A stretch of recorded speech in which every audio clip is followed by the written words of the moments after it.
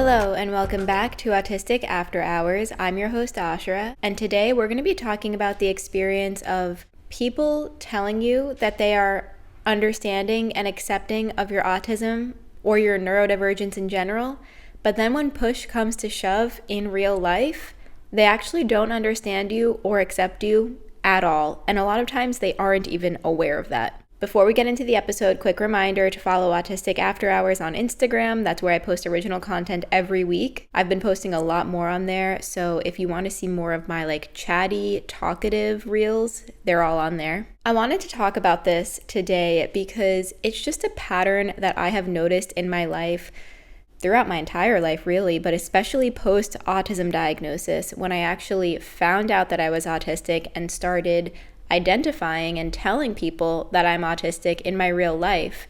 And I had a lot of people be super dismissive and invalidating, but over time, people grew a sort of awareness and acceptance and were more colloquial about the fact that I was autistic. It was more something that people just knew about me, and this is with family and friends. And regardless of their own internal beliefs or stigma, outwardly, in a casual sense, they quote unquote understood and accepted that I was autistic. However, I've noticed that even though people outwardly will tell me that they understand and accept and are aware and try to make space for my autism, for my neurodivergence in general, because I also have OCD, I've found that in situations where there are arguments, where there are frustrations or difficult experiences that come up, just fractures or ruptures in the relationship, there is so much blame still placed on me without any understanding, awareness, or space for my difficulties, for my disabling traits as an autistic person, especially when it comes to communication. I've noticed that the double empathy problem continues showing up in my life repeatedly, where a person will be accepting and understanding of my autism until it actually happens where I am being disabled because of my autistic traits, and it's showing up in a way of communication barriers, and there is no understanding, there is no acceptance, and there is no space to actually acknowledge and grow together and learn together and support each other in what's happening. I've noticed that it seems like people are only accepting of my autism when it doesn't bother them, or accepting of my autism when it doesn't put them into a situation of having to be empathetic toward me or do any amount of work to be supportive or understanding toward me. People are only accepting when it is easy for them to do so. And I want to also acknowledge that I imagine that this is a problem for autistic people with a range of different support needs. This is probably a significant issue for people with low support needs, with medium support needs, with high support needs, because it seems like people are only accepting when your autism or your neurodivergence doesn't pose a difficulty for them. And then once it does, the double empathy problem kicks in, where autistic people are constantly being held to a standard of having to adjust themselves for the social norms and expectations around them. But neurotypical individuals or non-autistic individuals don't have to do any work on their end to understand our point of view. And it is so frustrating to see this repeatedly play out in my life and also hear so many other autistic people communicating this issue. I want to be clear and say that this is not me saying that all autistic people should always have an excuse for their behaviors or should always be infantilized. Of course, I completely disagree with that. I do not think that autistic people should be infantilized because they're autistic. I do not think that people should not hold autistic individuals accountable for their wrongdoings, for their mistakes. However, what I mean is that when there is a true communication barrier coming up that is because of the mismatch of it being an allistic person and an autistic person, or whatever it is, there should be mutual effort toward coming to an understanding and agreement. It should not all be on the autistic person's end to accommodate the other individual just because they are autistic. That is the double empathy problem. It's that autistic people are the ones that have to do all of the heavy lifting in society to accommodate the people around them, to adjust themselves to accommodate the expectations of the people around them, while the other individuals, usually the autistic or the non-autistic people, are not doing any work to understand their autistic peers or their autistic coworkers, their autistic family members or friends. And it's so frustrating. I see this happen a lot in my everyday conversations, even with lots of different people, where a person will be aware that I'm autistic. They will claim to be understanding and accepting that I'm autistic.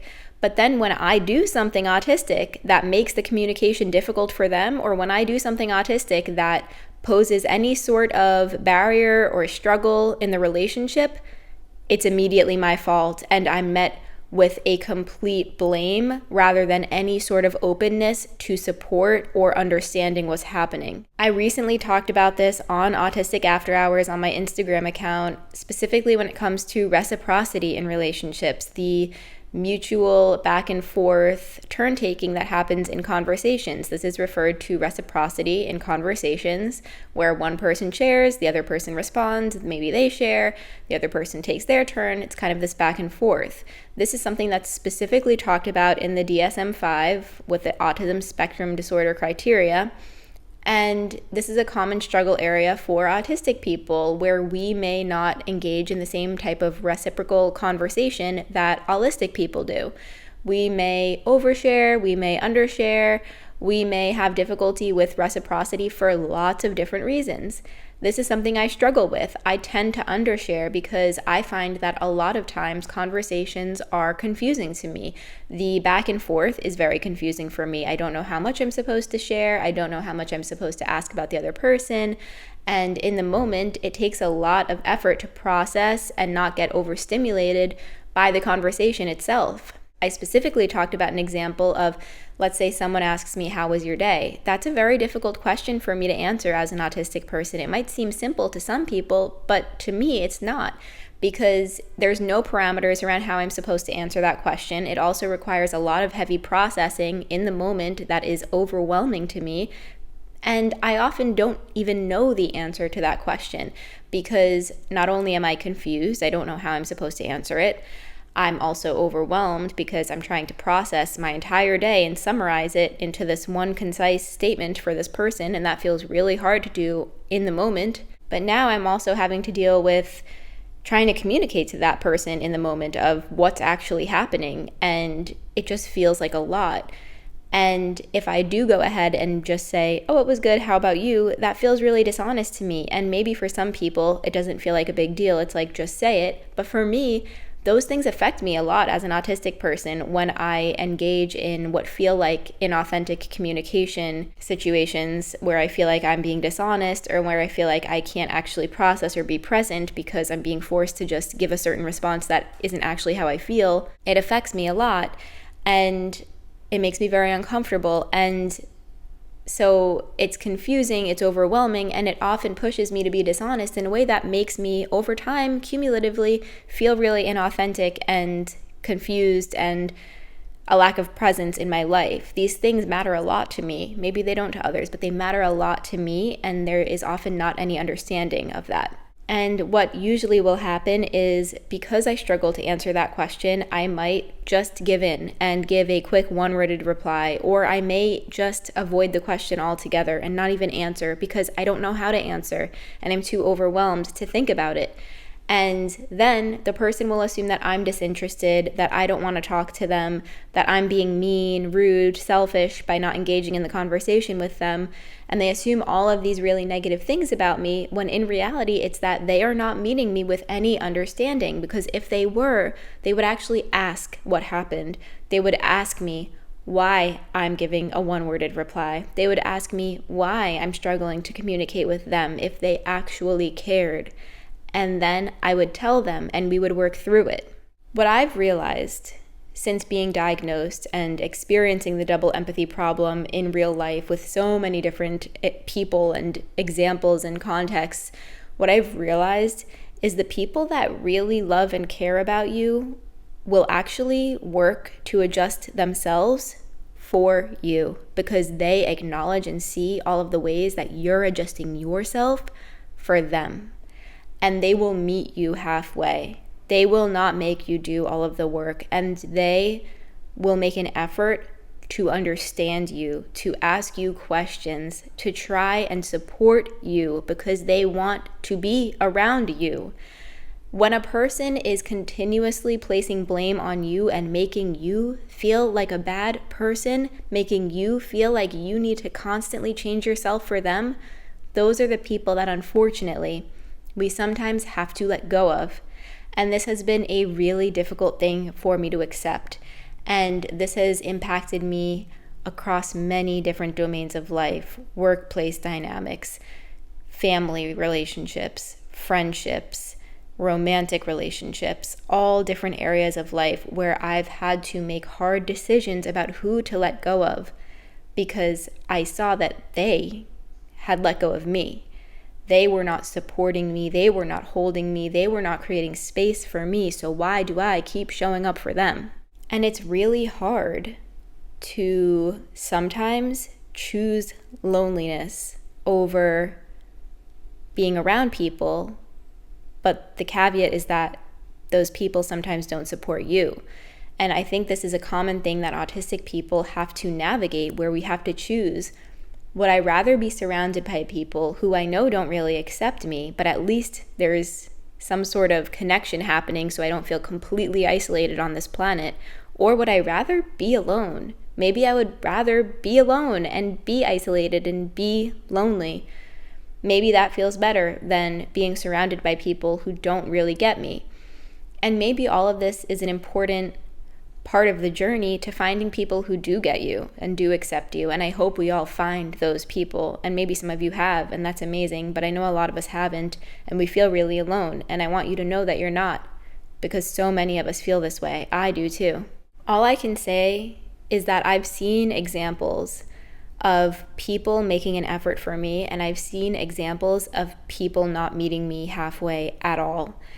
And it's been in those experiences that I've learned that there are people who do care. There are people who will be willing to meet you there and to not make you do all of the work. And they will make an effort to understand you. They will make an effort to accommodate you because they see that you do all of those things for them too. Even if you don't always say it or know the ways that you're doing it, you as an autistic person are often doing so much of the social work to make the experience comfortable for the other people. You are so often adjusting yourself, learning about them so much to support them and make sure they feel comfortable, and so often you're not met with the same effort. And I think there are people in life that see that and they'll make an effort to meet you. But it's hard to find those people. They do exist, but it's hard.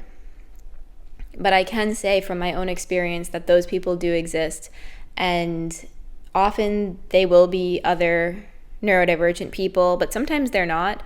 I personally have a really strong relationship with Nick, my boyfriend, as many of you know, and he at this time doesn't identify as neurodivergent in any way. I don't know if that'll change one day. Maybe we'll figure something out that we don't know right now. But he is super supportive and understanding and always meets me halfway. And that can exist even though it's really hard to come by. But the reason why I'm sharing it is to maybe instill some sort of hope, and also to show you that you don't have to put up with the people that make you feel like you have to do all the work, that make you feel like you're always wrong. Because there are people who will get you and understand you, and there are people who will show you that they care. And I guess this episode today is maybe to try and send out a message to you that maybe if there's somebody in your life that you've been really struggling trying to figure out, is this meaningful to me anymore? Is this worth it to me anymore, this relationship? Or is this something I need to let go of? Ask yourself maybe how they make you feel. Do they make you feel like a bad person? Do they make you feel worthless? Do they make you feel like you always have to change for them? And if they do, then maybe that's your answer. And I also want to acknowledge that there's so much difficulty and nuance to all of this. It is not easy to just make a choice to no longer have someone in your life. Sometimes that's not a possible choice. Sometimes that would put us in an unsafe situation. Sometimes that would be dangerous to do. And so it is not easy to just say and make that choice. And I want to acknowledge that. But I also want to maybe give you permission, not that you need it, but maybe you need to hear it, that it's okay to let go when someone is making you constantly feel like garbage. It is okay to let go when you have repeatedly been shown, when they've shown you that they don't care enough to meet you halfway, when they've repeatedly shown you that they don't accept you. It is okay to let go. It's hard, but sometimes we have to. And you're not alone in needing to make that difficult decision. You're not alone in feeling the weight of a lack of acceptance in this world. And if you need to let go, I'll hold your hand through it, because I've had to too. And it's hard, and it's also sometimes necessary. That is all I have for today. I hope that this was meaningful or helpful in some way. Thank you so much for listening, for being here, for being a part of this community. As always, remember, autistic adults exist. We deserve awareness, support, community, and acceptance. And I'm so grateful that you're here. I'll talk to you again soon.